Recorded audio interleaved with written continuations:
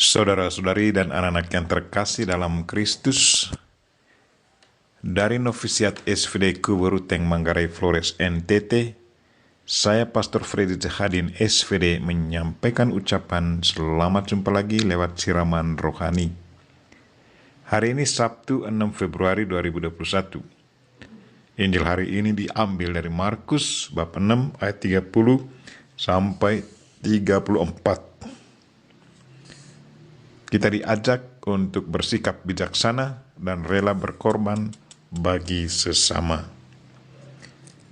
Marilah kita berdoa memohon penerangan Roh Kudus.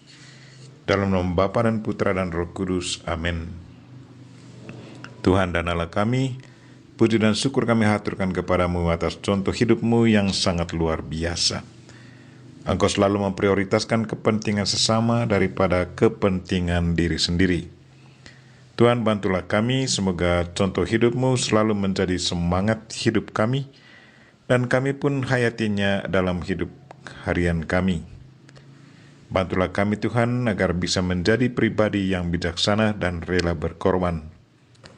Tuhan, utuslah Roh Kudus-Mu, terangilah pikiran dan hati kami, agar sabdamu yang akan kami dengar dapat kami pahami dengan baik, dan isi pesan-Mu dapat kami hayati dan amalkan dalam hidup harian kami.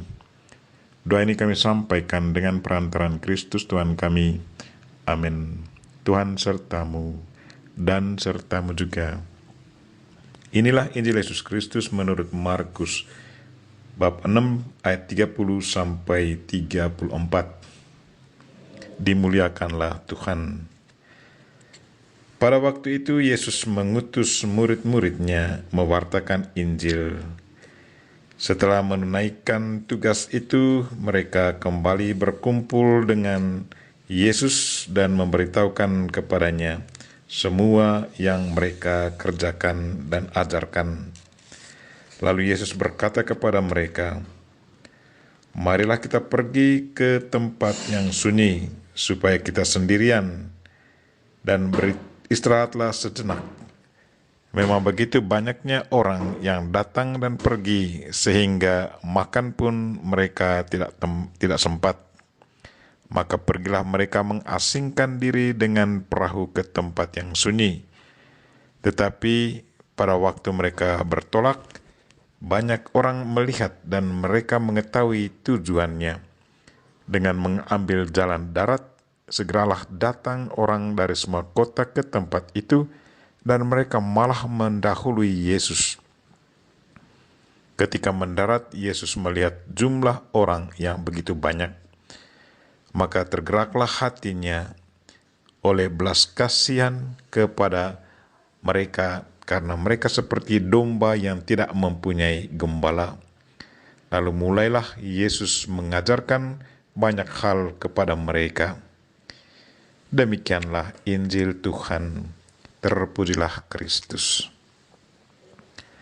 Saudara-saudari dan anak-anak yang terkasih dalam Kristus, tema renungan kita hari ini ialah jadilah pengikut Kristus yang bijaksana dan rela berkorban. Injil hari ini menceritakan kepada kita akan ketegangan antara keinginan untuk beristirahat, keinginan pribadi, dan melayani sesama. Sesudah para muridnya kembali dari pastoral dan membagi pengalaman pastoralnya dengan Yesus, Yesus mengajak mereka untuk beristirahat sebentar. Katanya kepada mereka, "Marilah ke tempat yang sunyi, supaya kita sendirian dan beristirahatlah sebentar." Yesus menghendaki agar para muridnya menginternalisir pengalaman pastoral mereka. Dalam kesunyian, merenungkan kembali apa yang sudah dibuat selama pastoral. Dalam kesunyian mendengarkan suara Tuhan, Yesus menghendaki agar mereka menarik diri sebentar dari keramaian dunia. Ajakan Yesus disambut dengan senang hati. Sekarang mereka dihadapkan dengan situasi sosial. Banyak orang mencari Yesus, mereka butuh bantuan Yesus. Menyaksikan keadaan mereka, Yesus sungguh merasa kasihan dengan mereka. Injil katakan bahwa hatinya tergerak oleh belas kasihan kepada mereka. karena mereka seperti domba yang tidak mempunyai gembala.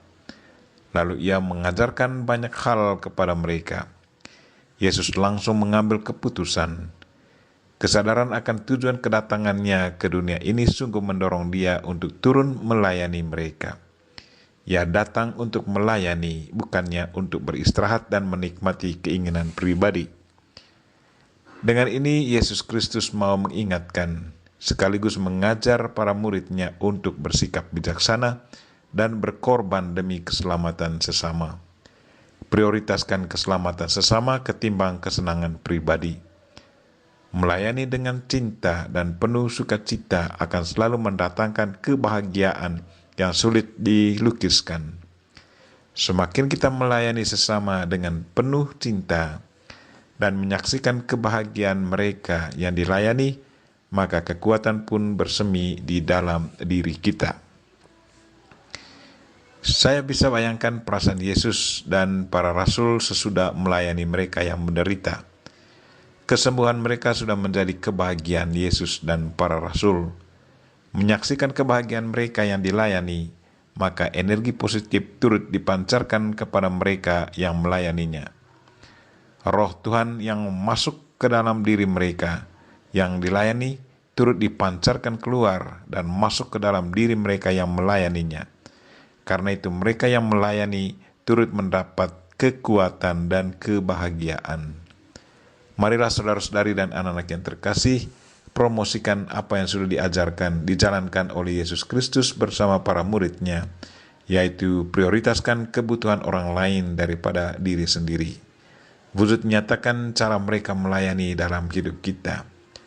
Percayalah bahwa kita tidak akan kehilangan apa-apa di saat kita memberi dan melayani. Sebaliknya, kita akan menerima kebahagiaan dan kepuasan. Dia yang kita layani, yaitu Tuhan, akan selalu memberkati dan menyiapkan apa yang kita butuhkan. Kita berdoa semoga berkat bantuan Tuhan, kita bisa menjadi pengikut Kristus yang bijaksana dan rela berkorban. Kita memohon Bunda Maria untuk mendoakan kita. Amin.